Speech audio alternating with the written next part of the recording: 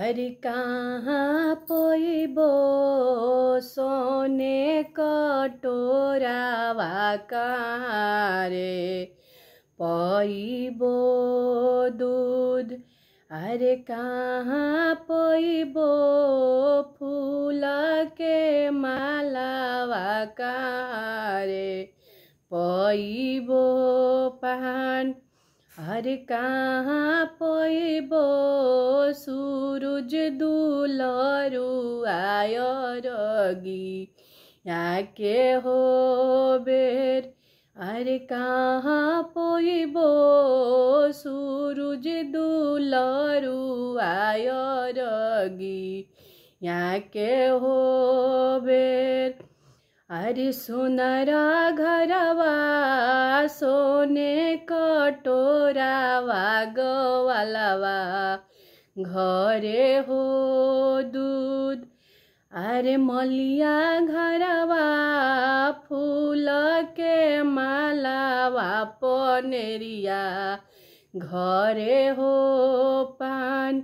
अरे घाटे पोइबो सूरज दुलरु आयो रगी आके हो बेर।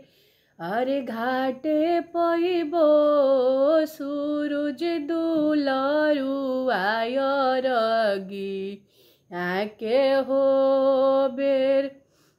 अरे टूटी गईले सोने कटोरावा ढरकी गईले हो दूध।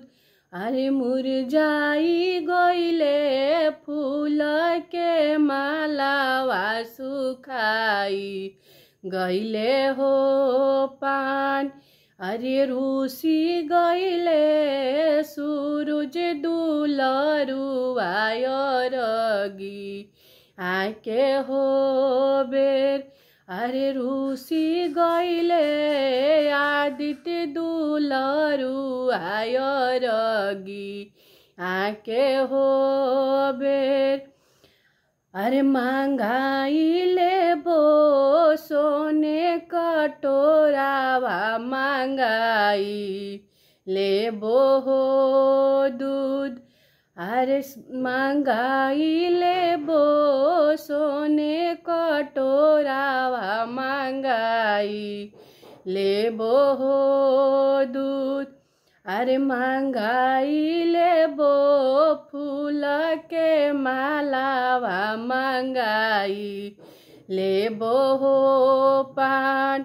अरे मनाई लेबो सूरज दुलरु आयो रगी आके हो बेर।